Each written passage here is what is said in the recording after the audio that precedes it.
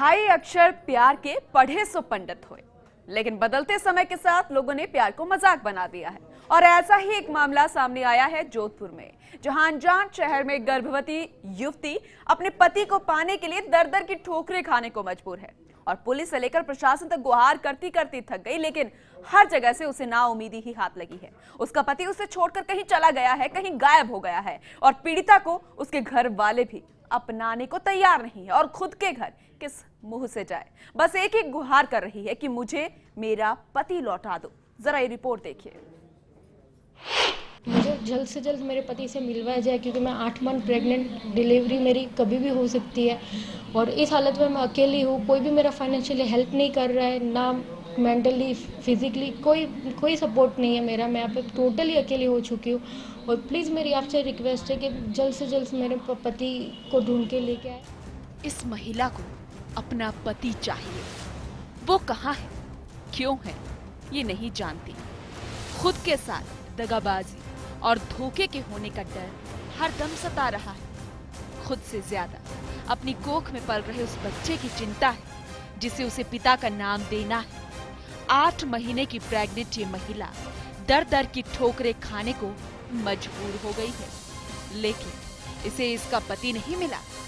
थक हार कर ये अब थाने पहुंची और गुहार लगा रही है कि मुझे मेरा पति लौटा दो। दरअसल प्यार पर सब कुछ न्यौछावर करने वाली ये महिला इन दिनों जोधपुर जैसे अनजान शहर में दर दर की ठोकरें खा रही है। इसका गुनाह बस इतना है कि इसने प्यार पर विश्वास करते हुए लूणे इलाके के सिनडे गांव निवासी धीरेन्द्र सिंह से मंदिर में प्रेम विवाह कर दिया और दोनों पिछले 3 सालों से पति पत्नी की तरह साथ रह रहे हैं।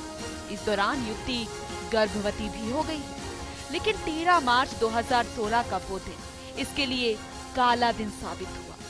पति धीरेन्द्र सिंह अपने माता पिता के यहाँ जाने का बोलकर घर से निकला और वो दिन है कि पति आज तक ना तो वापस आया और उसकी ना कोई खबर आई। लव मैरिज है, प्रेम विवाह है। 3 साल पहले हमने शादी की थी, 17 अक्टूबर 2012 को। तब से हम लोग एक दूसरे के साथ रह रहे थे। ये MBA करने के लिए दिल्ली गए थे, वहाँ पे हम लोग साथ में रहते थे। फिर ये घर पे आते जाते रहते थे, अप डाउन होता था घर पे। घर वालों को हमने शो नहीं किया था कि हमने शादी की है। उसके बाद में हम लोग पाली में भी रहने लगे थे साथ में।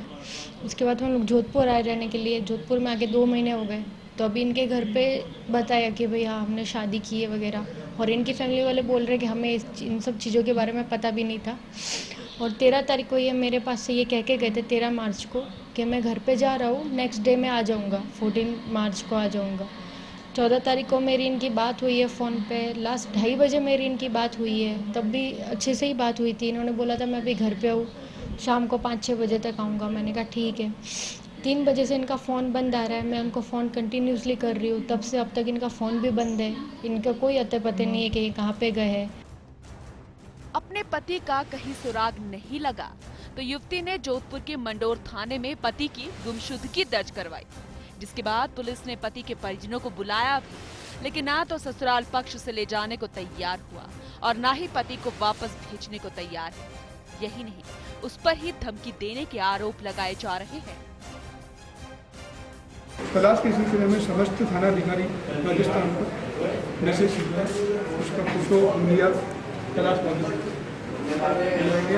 इस बार अभी तक कोई जानकारी नहीं मिली। लास्ट एंड में आके फिर मैंने इनके फादर मदर को कॉल किया, तो उनको बताया कि आप कहाँ पे है धीरू, आप सच बताओ, मैं प्रेग्नेंट हूँ, 8 मंथ चल रहा है मेरा, और अगर आपको झूठ लग रहा है तो आप जोधपुर आके बालसमंद एरिया में जहाँ पे मैं रह रही हूँ वहाँ पे आप देख सकते हो।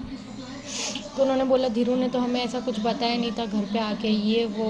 मैंने कहा बताया तो कैसे नहीं था, मैंने कहा आपको पूछना चाहिए था। मैंने कहा मैंने तो उनको फोर्स किया ही था आपको बताने के लिए। तो उन्होंने बोला हमें तो कुछ पता है नहीं उसका, और वो बहुत मतलब पोलाइटली ट्रीट कर रहे थे मुझे, जबकि रेयरली कभी भी ऐसा होता था कि धीरू एक दिन के लिए भी गायब होते थे तो ये उनके फ्रेंड्स के मम्मी पापा को भी कॉल कर लेते थे, धीरू के मॉम डैड। पर इन्होंने मतलब कोई इतना इशू हाई नहीं लिया कि बोले कहीं पे भी होगा आ जाएगा कर रहे थे। 26 मार्च को मैंने जाके FIR करवाई मंडोर पुलिस थाना में। FIR के MRP नंबर है 8, और उसके बाद से अब तक मैं कमिश्नर ऑफिस भी जाके आ गई, महिला पुलिस थाना जाके आ गई, इनके जीजाजी को, इनके फादर को, दोनों को बुलाया गया था वहाँ पे काउंसलिंग के लिए। उनसे हेल्प मांगी गई थी कि या तो आप अपनी पुत्र वधू को लेके जाइए या फिर इनकी फाइनेंशियली हेल्प कीजिए, पर उन्होंने कोई हेल्प नहीं की और स्ट्रिक्टली मना कर दिया कि ना तो हम लेके जा सकते हैं ना हम हेल्प करेंगे। इवन ऊपर से मतलब मेरे ऊपर ब्लेम देने लगे कि भाई इस लड़की की तरफ से धमकी के कॉल आ रहे हैं, ये कॉल्स आ रहे हैं, वो आ रहे हैं। और मुझे पूरा डाउट है कि इनके माता पिता ने ही इनको कोई छुपाया है या फिर इनकी ही कोई मिली भगत है। मुझे जल्द से जल्द मेरे पति से मिलवाया जाए, क्योंकि मैं 8 मंथ प्रेग्नेंट, डिलीवरी मेरी कभी भी हो सकती है और इस हालत में मैं अकेली हूँ। कोई भी मेरा फाइनेंशियली हेल्प नहीं कर रहा है, ना मेंटली फिजिकली कोई सपोर्ट नहीं है मेरा। मैं यहाँ पे टोटली अकेली हो चुकी हूँ और प्लीज़ मेरी आपसे रिक्वेस्ट है कि जल्द से जल्द मेरे पति को ढूंढ के लेके आए। और पुलिस प्लीज़ आप प्लीज़ रिक्वेस्ट है, आप अच्छी तरह से अपनी कार्रवाई कीजिए और धीरू को कैसे भी कहीं से भी ढूंढ के लेके आ जाइए। अब युवती की हालत उस बेजान पंछी की तरह है जो ना तो आसमान में उड़ सकता है और ना ही खुली हवा में सांस ले पा रहा है। हर पल युवती बस एक ही दुआ कर रही है कि उसके होने वाले बच्चे को उसके बाप का साथ मिल जाए।